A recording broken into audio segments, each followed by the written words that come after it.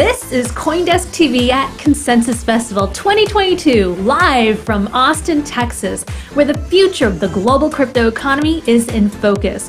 From newsmakers and market makers to tastemakers, we'll be talking with some of the biggest and most influential names in crypto, finance, Web3, NFTs, the metaverse, and more. Join us for live coverage and analysis of the biggest crypto news and culture happenings at the world's largest and longest running crypto festival. This is CoinDesk TV at Consensus 22, presented by Crypto.com.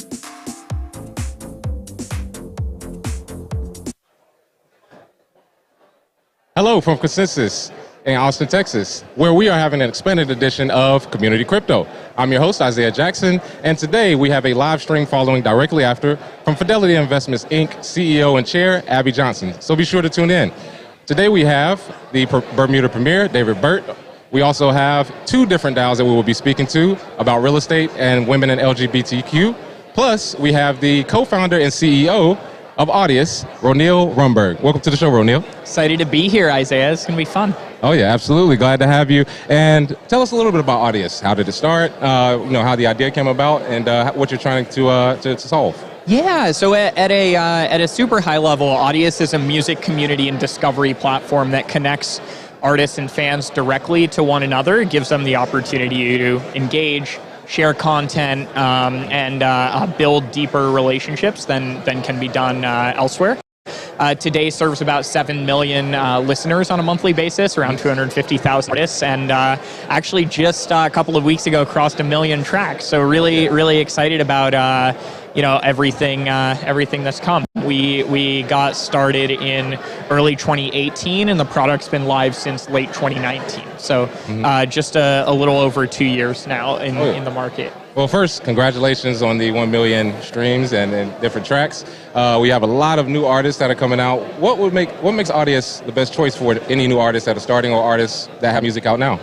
Yeah, so I think the key differentiation for Audius and the role that it plays for artists is in being able to build these really rich, meaningful fan relationships and being able to monetize and use those relationships more effectively. So this really the goal of the network being for a fan relationship on Audius to be more valuable than a fan relationship anywhere else. So, but it's not an either or right now. So the majority of our artists are also distributing content on other platforms, where Audius is serving as kind of that place for pulling together the super fan community, those most active, excited fans around the network. Yes, and that's one thing about these new Web3 blockchain projects that are coming out in the music world.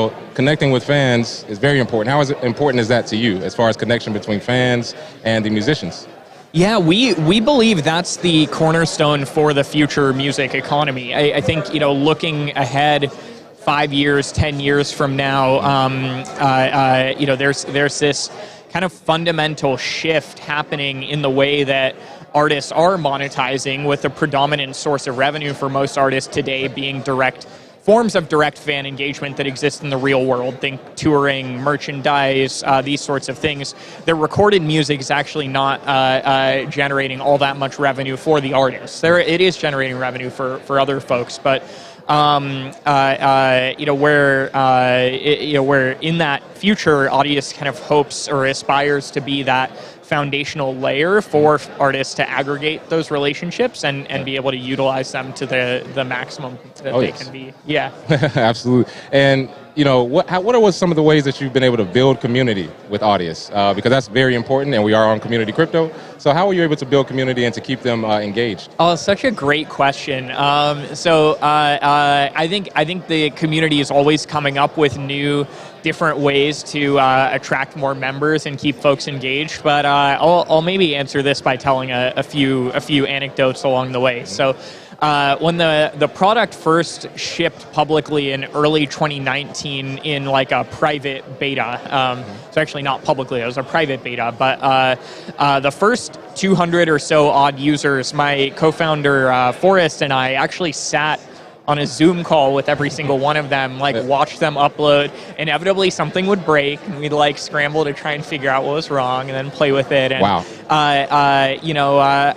those first few hundred folks, we ended up having such a deep kind of connection and relationship with. There was a level of investment that they, not all of them, but many of them ended up having in wanting to see this be successful, right? Because they felt like they were early and part of something new and different and meaningful, and their voices were heard for, the kind of the first time in music. There's this, yeah, I can get into a little bit more of like the driving factors that led us to Audius, but that was really I think one of the keys that made us feel that there was an opportunity worth pursuing here, and folks really gravitated onto that. So that very, very strong kernel of users, we started to pull together in a Discord community at that time, and put moderation and control of the Discord community in the hands of the folks who are in there. So that kind of developed and grew. But really, the first niche that Audius broke out in and started to amass a really meaningful amount of adoption and kind of community engagement was in dance music. So that was partly a function of my co-founder Forrest and I's roots in those communities as fans and hanging out with friends who were aspiring producers and working towards that direction. But yeah, I think to the message of the show, right? It was just we just started real small, man, and grinded it out, and one by one, we sort of won these allies over that ended up now being like the cornerstone of this much larger community. Oh yeah, awesome to hear, because as a founder, being able to be involved with the community, some people do, some people don't. It's great to see that you all were in on it early, had your hands directly in it. And you mentioned hurdles. That was one hurdle. What are some of the other hurdles that you had to go through and that you see, others may have to go through to start a project like this? Yeah, so, I think the biggest hurdle we faced, especially in the early days, but even somewhat to this day, is my co-founder and I aren't music people, right? Right. We, I played drums for a long time. That's why my hearing isn't so good these days. But I was never a professional musician. I never worked in music. My background's in software engineering, and from the kind of crypto side, I started mining and doing things along those lines. Way back when. That was how I kind of came at this problem, was really seeing, I guess, at that intersection point of artists that I was a big fan of feeling disenfranchised from these existing platforms like SoundCloud and others, combined with us seeing that there was a technical path to having this community-owned and operated streaming ecosystem of sorts, right? So I think that was really the biggest hurdle. People just didn't trust us. They're like, why are these people here? Why do they want to? Why are they telling me? Why are they telling us they want to like build this stuff, right? And I think our actions over the last 5 years or so have kind of demonstrated the positive intent around what we're doing, but it took a lot of time, right? And I think it's one of the reasons why decentralization is so important in music. There's music generates in aggregate $42 billion a year, but only 12% of that money actually makes it to artists and creators. Wow. There's this deep level of distrust at the root of this industry that, especially with newcomers, people are very untrusting, right? Because there's this systematic repetition of folks taking advantage of each other in music, and where our pitch finally started to resonate with people was when saying, like, we actually can't take advantage of you, right? That's the power of this being decentralized and this being owned and operated by you all, the community who make it special, right? We can't change the rules on you. We can't pull the rug out from under you the way that every other platform over the years has. So anyway, yeah, that was a really large hurdle. But I think it's kind of also a positive indicator of the problem set here being one worth solving around decentralization. Right. I think a lot of the other hurdles were primarily technical in nature. Getting this whole thing to work, and for the value proposition of Audius to be realized, we felt strongly that it needed to be fully decentralized from day one. It was a very heavy lift technically, but I'm proud to say that today, like the company that I work for and that many of our team and the ecosystem work for could go away and all of this would keep working. It was like not really miss a beat, and it's kind of amazing, right? Our job working on a project effectively is to make ourselves as relevant as possible, right? Right. Yeah, exactly. It's completely the opposite. Yeah, exactly. Completely the opposite of how a normal company would think about this, right? And tell us a little bit about the TikTok deal, because as a part of people trusting you, as you said, and getting to the market, now you have a deal with TikTok. Tell us a little bit about that. Yeah, so this went live about 8-9 months ago or so. It's actually a really simple integration. So it's actually not super easy today to put content into TikTok as a creator. Because if you think about it, well, I should qualify that. By content, I mean like specifically audio, right? Audio content. Because on your phone, there's not really an interface for uploading files, right? Yeah. So what do you do, or what do most people end up doing? They hold their phone up to their laptop speaker and record back their own music into the phone. That's like the old days, recording the radio song for your ringtone. Yeah, exactly. And it has predictably terrible results, right? Yes. So the opportunity arose for TikTok wanted to open up this interface for third-party developers to integrate the ability to push content into TikTok and then have that content link back out to where it came from. So there's a really simple integration now in Audius in the mobile app. You can, if you have uploaded a track, you can go into that track and click to push it into TikTok. And then you can hop over to TikTok and create content around it, right? So you can record a video and then overlay your high clarity, good audio file into that. So it was a really neat integration. I think it was awesome to see a big existing Web2 company find cool, kind of value aligned and mission aligned ways to integrate and draw on the resources that folks in our community are building. Excited to see a lot more of that. Oh yeah, absolutely. And I'm gonna look like a hero to my nephew, who's on TikTok constantly. I'm like, hey man, I interviewed the guy who allowed you to put that song on there. So thank you for that. But I wanted to ask a lot about the music industry as a whole. Have you seen any types of record labels that are trying to do the same thing? Maybe copy or trying, use your platform as a jumping point for their artists? Yeah, so I've seen a lot of institutional players in music, especially over the last year or so, really engage in a big way with what our whole community in crypto is doing, including Audius, but also including many others. So, it's quite a change from what we saw like 3-4 years ago when we first got going, when people were like, what is this for? What do we need this for? Why does this matter? I think the results to some extent are speaking for themselves, right? The level of adoption and growth that these products are seeing has just made things rise to a level that the industry is forced to pay attention. No one building competitive products to us, but what we're actually really excited about, there are a few players in the music industry that are wanting to run infrastructure on Audius, right? So the same value prop that exists for artists, which is that you can own the relationships with your fans, you can do what you want with them, you get all of the data that they produce around engaging with your content and things of that nature. Those things apply equally well to someone like a record label or a publisher or a distributor, and it's been cool to see some of those folks start to experiment with what might be possible here. This, ability to control end-to-end how your content is being used in a very precise way is not something that's possible on existing centralized platforms. Oh yeah, absolutely, and that's why we need the innovation in the space.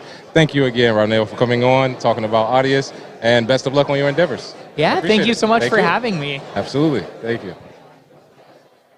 And next up, we have Bermuda Premier David Burton. See you soon.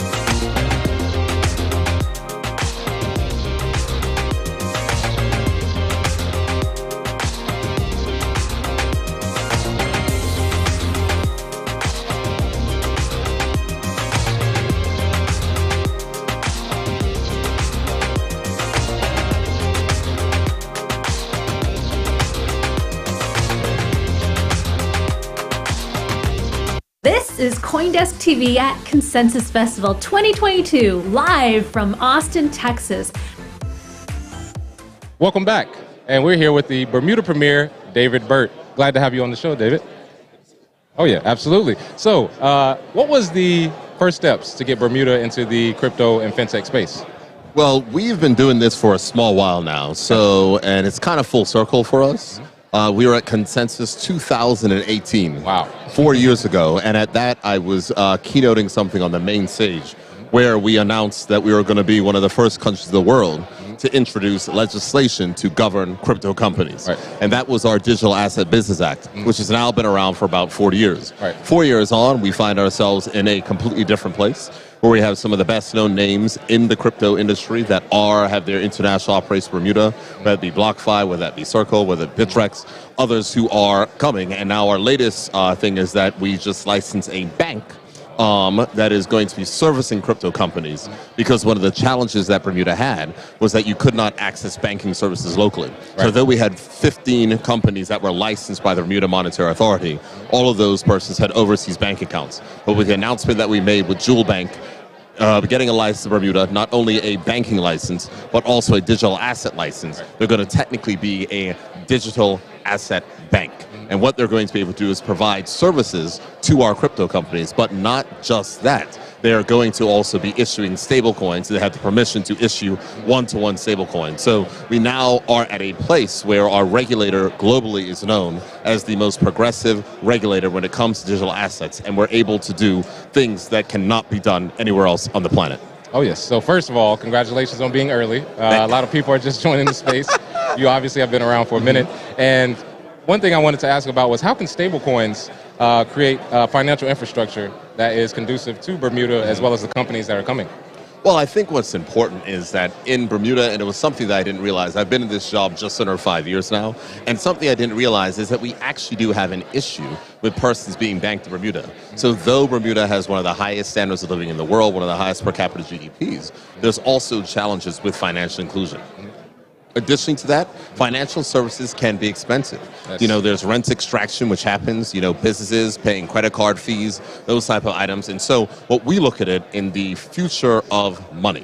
Right. Digital assets is the future of money. It will revolutionize the store of value in the exact same way that the internet revolutionized the storage and transfer of information.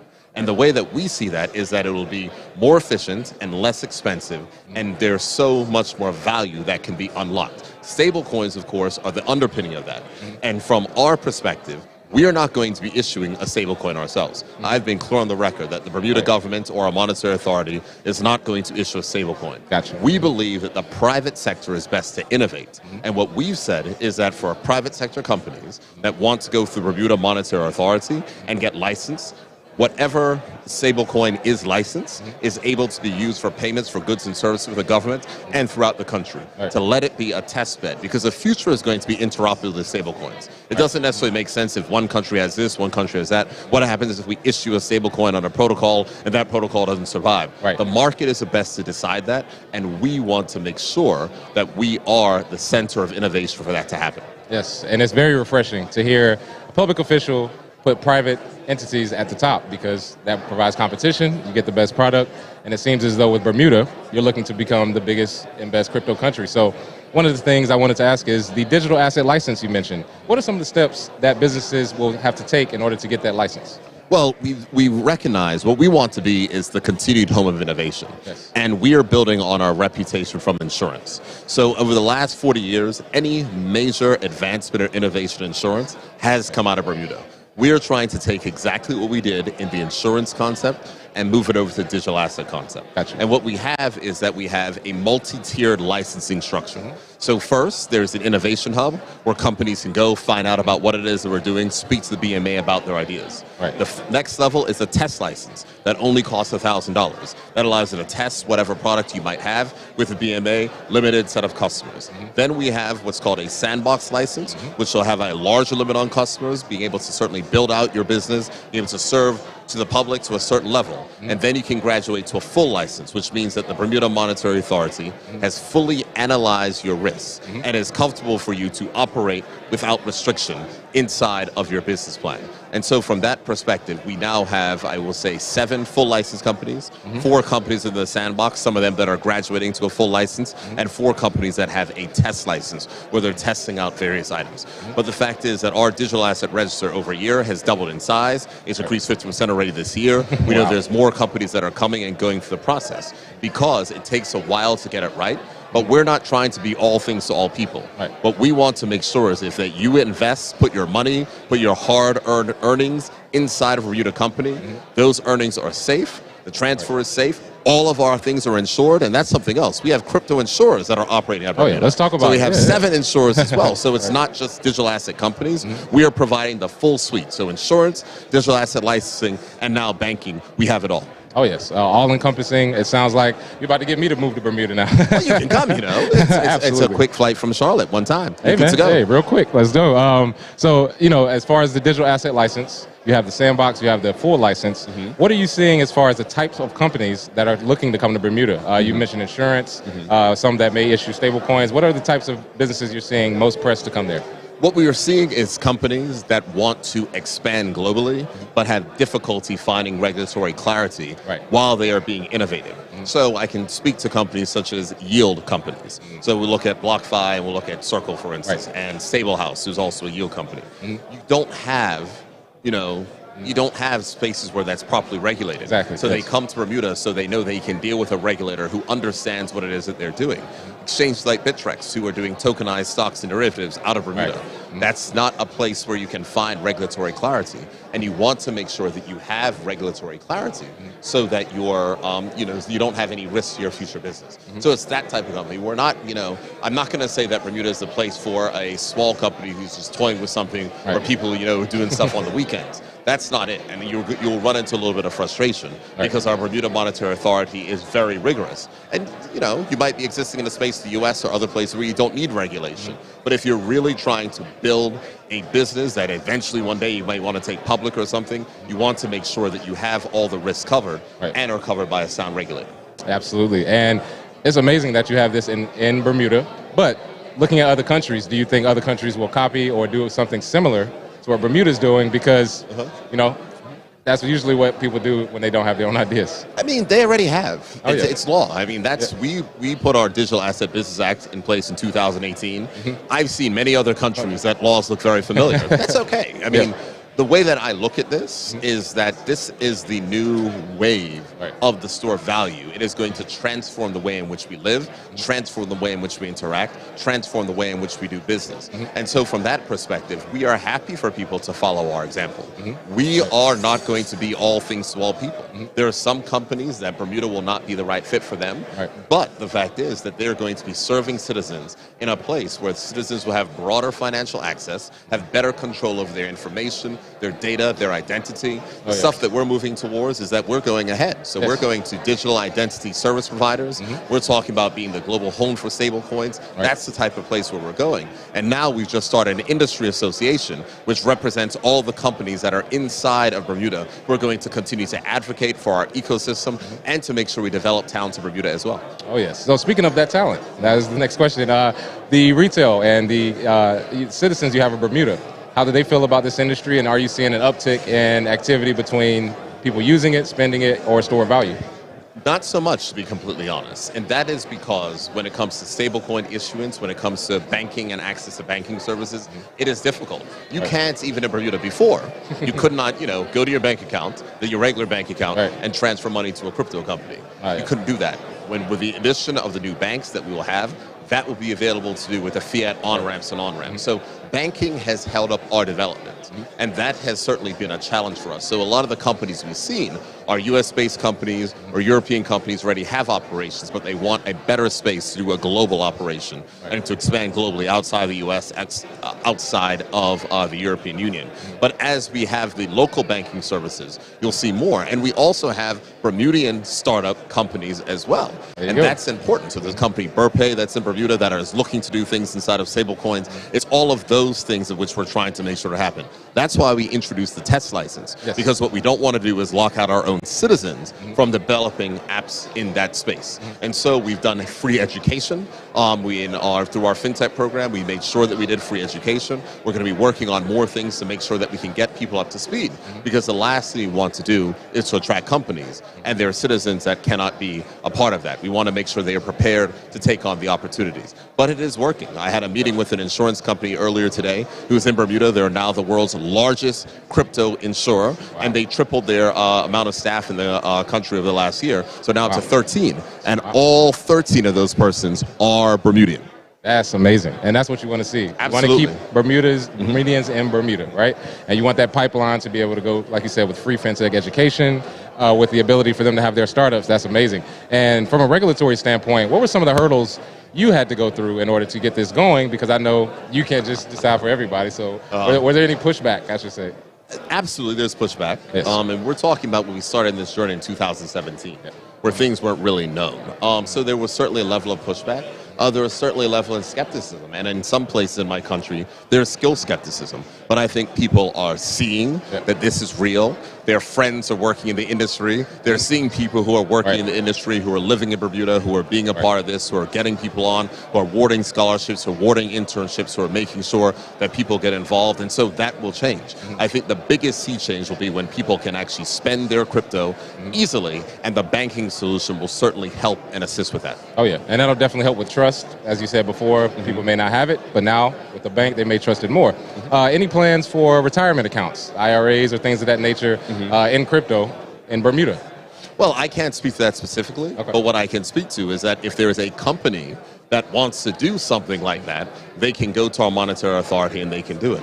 So the insurers that I was talking about, our insurers can write policies in fiat, or they can write policies in crypto. They can keep their reserves in fiat, or they can keep their reserves in crypto. The fact is that we are getting to the place where we don't distinguish, and we can manage that risk. So if there's things that people want to do and companies want to make those type of choices, Bermuda is certainly the place for them. Absolutely. And again, like I said, the people you have in Bermuda that haven't used it yet, you got to do it by example. So they're starting to see it, and it'll definitely pick up. And long term, what I want to ask you is, what are some of the innovations you plan to enact, and what are some of the things you've seen in the industry that you may want to change so that Bermuda can be a crypto country? That's a great question. For us, the next step is identity. I think that that's key. Bermuda being an international financial services center, but being heavily scrutinized by international bodies, we need to make sure that we're at the top of our game. That means that there's a very large compliance burden. And that's something that my residents and voters complain about. I got you. Making sure the banks ask you every year for documents, ask you for all this type of stuff. And so, but we've taken a different approach. So our approach originally was, to have a government-issued identity, and digital identity. But in the same way in which we're looking at it from a stablecoin perspective and others, we believe that you go with a digital identity service provider where anyone can be licensed to provide identities. And what that will enable is that, as it reflects the right now, the government issues a driver's license. Right. That's just one form of ID. You go to a lawyer, notary public. You go somewhere else. The bank will ask you for your utility bill. All these things form a part of your identity picture. And what we want to get to a place is where we are licensing these companies. So the government is involved in that process. Private sector firms can do that. And then you have control of the various credentials of which you've been issued by various institutions. And then you can use your wallet to sign in to access government services, to access private sector services. That's where we're going. So I gave a talk upstairs where we are inviting persons who are inside of the identity space to speak to our monetary authority. We already have a draft plan for a Digital Identity Service Provider Act where people can become licensed to issue digital identities. And we certainly believe that that will basically usher in a era of our reg tech, where there are companies that are focused on making regulation and compliance easier, more efficient, which will certainly yield to the growth of the industry, because that's something that is drawing a lot of things back. Oh yeah, a lot of great plans, a lot of innovation coming to Bermuda. Thank you so much for being on the show. David Burt, I appreciate you, and would love to be in Bermuda as soon as possible. What do you mean, Isaiah? You have an invitation to come to Bermuda. You're not Absolutely. coming? Why not? I'm definitely coming. I'm just making sure to pick up the phone when I come. That's all I ask. You gotta come, and everyone who's watching can come too. Oh yeah, absolutely. And next, we will be speaking with two different DAOs, discussing real estate and women in LGBTQ. Stay tuned.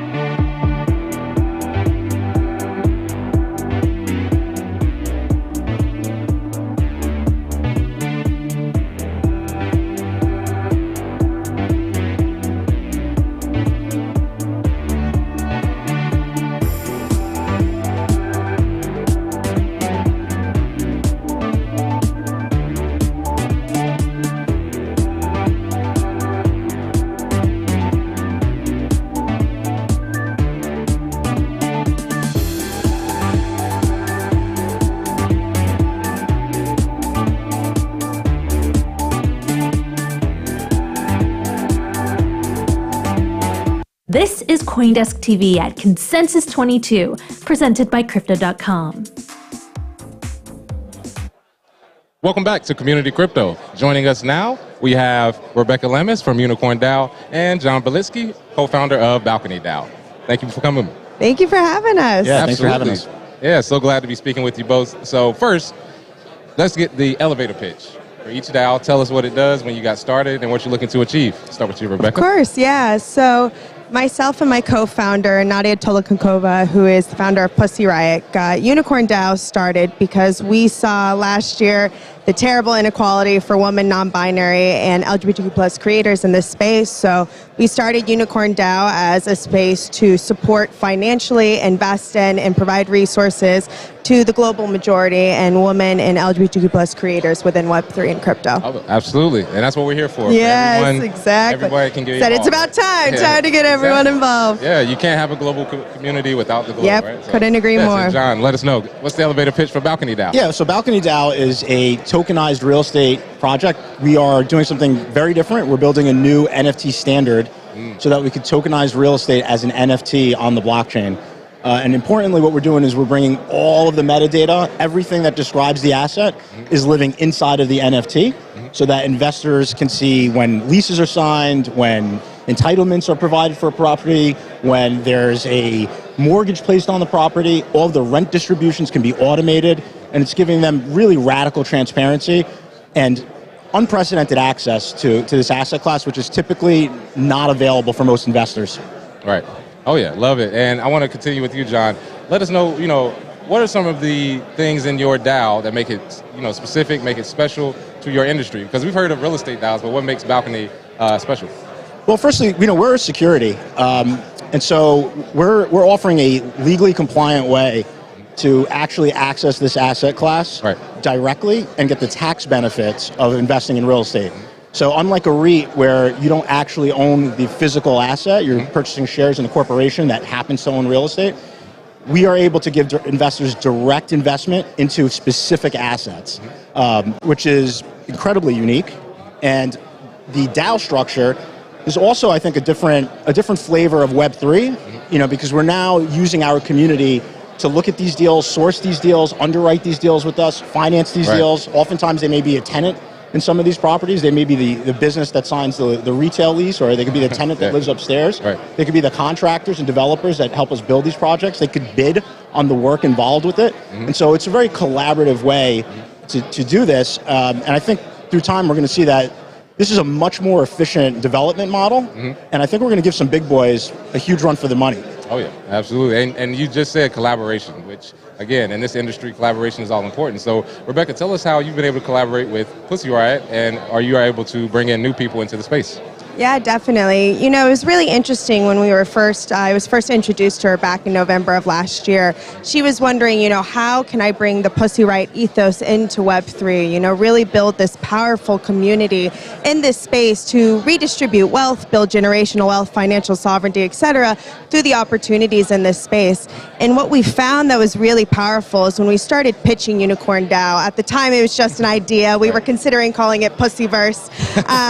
And, when we start, and so when we started talking about it, every single woman and LGBTQ plus creator in this space, whether they had hundreds of thousands of followers or 20, they just so related to what we were creating because no one's talking about it. No one's talking about how in 2021, only 5% of all NFTs sold were actually created by women.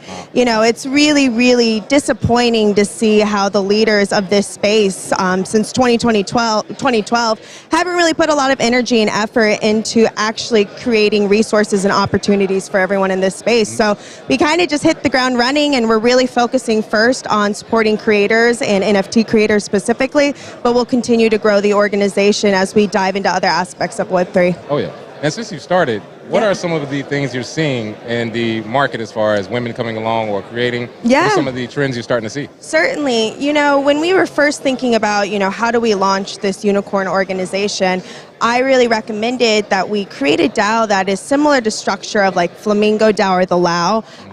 If you're familiar with them, they're an organization that essentially collects funds from their community to then invest in NFTs, support other creators, etc.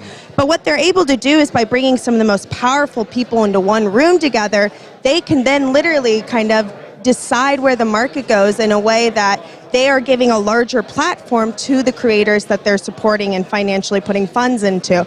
So that was exactly what we wanted to do with UnicornDAO, but specifically focus on the women, non-binary, and LGBTQI creators from collecting NFTs to investing in organizations.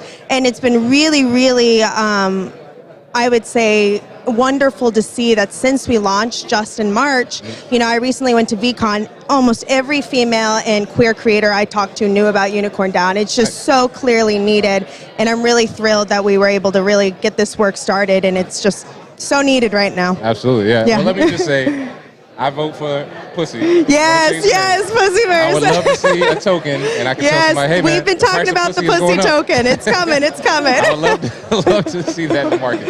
Absolutely. And John, tell us a little bit, we've heard the good, tell us a little bit about some of the hurdles you had to get over for your DAO to get created and some of the regulatory stuff that may hold you back. Yeah, I wouldn't say that they're hurdles. The reality is that releasing a token in a compliant way that services the SEC is a huge responsibility. It's not simple. It's not inexpensive.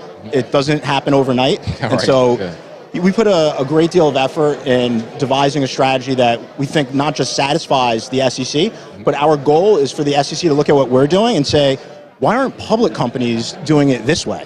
Right? And so we want to be exemplary. We want to be the example of how public markets can start behaving like crypto markets and sort of shed this idea that this is an industry of hucksters and ruggers. Exactly. You know, we want to do things the right way. And so if you take that seriously, that's a huge challenge, and it has been. Separately, we are also building a new protocol with a new schema for any real estate asset in the world to trade. And so our goal is to build this not so that it lasts for, you know, this quarter. We're building something that we hope can last literally a century, right? And so there's an enormous amount of thought that goes into building a product that can take as an input all the details of these buildings surrounding us in real time, not just today, but what they might look like in a century from now. Yeah, so, you know, thinking on that and trying to understand what that looks like and trying to build a product that services those goals of durability and regulations is, it's not simple, you know, but we feel really confident that we've done a good job. Absolutely. Yeah, definitely sounds like it. And Rebecca, what are some of the hurdles you've had to go through, regulation-wise, maybe socially, you know, getting it built? What are some of the things you had to go through to get it built? You know, I think at its kind of base, the first hurdle that any DAO has to really get over is just, what is a DAO? You know, when you're trying to talk to new communities, and specifically for us, we're really focusing on bringing as many people into our organization as possible. So it's kind of jumping that hurdle of being able to explain what a DAO is, the logistics, the governance, the operations. And you know, the easiest way that I like to explain it is a DAO is just another form of an organization. It could be a corp, it could be a co-op, it could be a nonprofit, it could be an LLC. But what's really powerful about DAOs that we don't see in traditional corporations today is it allows the collective community to decide what happens in the organization, how the governance work, where the finances go, et cetera. And so with that, you know, what we're seeing happen now is that top-down structure we see in corporate America, it's not happening in DAOs because it's really the community as a collective gets to decide what happens. And it's kind of like a mind-boggling concept to a lot of people. The most common thing we see today is cooperatives. But what's really powerful about DAOs is it takes all of the technology that decentralization truly provides to allow this organization and collective thought process to scale at large. And so I think that's been one of our biggest things is as we kind of have these larger global press pushes and we're trying to get our information and organization out there, we really want to showcase that, you know, it's not all about crypto bros, it's not all about money. You know, there are ways you can utilize this technology to really revolutionize traditional corporate America and the capitalist market. And so it's been really interesting working through that over the last couple of months, but really justifying seeing all of these, you know, relatively new people into this space and creators who are well established in the traditional like creative entertainment market be like, oh yeah, I want to get involved. Like I need to learn more now about what Web3 is and what crypto is because we're able to showcase a new version of it that not a lot of people think about. Absolutely. And you said a key word there in DAOs, governance. That's very important in DAOs. Also, transparency. That's a big factor with people with DAOs. So recently, I don't know if you all heard, the Constitution DAO. They raised a bunch of money to try and buy the Constitution. Guy swooped in last second and bought it. They actually used their transparency against them because they saw how much they raised and was like, oh, well, I'll put $1 on top of it. So what types of things are you seeing as far as transparency and governance that you're solving with UnicornDAO? Completely. You know, I think what's really interesting right now is DAOs are so new that there's no tool set, no toolkit on how you build a DAO. And we're very lucky that UnicornDAO was launched through Tribute Labs. I highly recommend people check it out. They have become kind of a master of starting DAOs from like a very small community and being able to grow them. And you know, one of the biggest things I like to advise for people that are starting DAOs is because those toolkits don't really exist yet on how to build this DAO from a governance structure, build it in a way that really allows you to learn as much as you can and bring a small group of people together first so you can launch it properly so something like Constitution doesn't happen, in which you launch globally and it does wonderful, wonderful impact and work. But it isn't able necessarily to follow through on its mission because of the logistics. Right. And what about you, John? What are some of the things you're seeing with transparency that could help or hurt in your industry? Yeah, I mean, so firstly, I'm not a crypto maximalist, I'm a blockchain maximalist. And so I am fervently, obsessively, vocally, and adamantly pushing for as much transparency as possible. And of course, there are times where that works against you. You can get outbid for projects. The question is, directionally, where are we going as a society? And I think that if you sort of look at the progress we've made over the past 100 years since the industrial era began, we're moving towards data becoming more and more transparent. And so, yeah, you might catch a couple bullets going through the door first, right. But somebody's got to go through the door. Exactly. Right? And this stuff needs to be public and it needs to be on chain. With DAOs, the governance question is complicated because DAOs are not a monolith. They exist on a really, really broad spectrum. So our DAO, for example, is a DAO of sub-DAOs because we have a regulatory responsibility to uphold and we have direct liability for the behaviors of our organization. So we can't just say, okay, you gave us $10,000 and then you start making decisions that are going to put, me in jail and put every other investor at risk, right? So obviously that's not feasible. So what we have is a DAO structure that organizes the activities of the overall community. And then inside of the DAO, there's a sub-DAO for every single asset, like an SPV. So each building is purchased, a sub-DAO is formed, and then the voting protocols are determined inside of those sub-DAOs. So you might use quadratic voting, or you might use instant runoff voting, or whatever the case may be. You might decide that you want to pay out dividends quarterly or annually. These are all decisions that can be made in the sub-DAO. And what's really exciting about that is that no investor in private syndications has really had this type of power ever before. Usually you give some GP your money and he lets you know if you get it back. Right. And that's how it goes. We definitely don't want to see that in DAOs because again, you're liable. But the future of DAOs looks bright with you both. I appreciate you both coming on. Thank you, Rebecca. Yes, and thank you, John. Best of luck on all your endeavors. Great. Yes, thank you so much. Absolutely. And that's it for this episode of Community Crypto. Thank you for watching. We are live at Consensus in Austin, Texas. Make sure to tune in at 5 p.m. for Abby Johnson, Chair and CEO of Fidelity Investments. See you soon.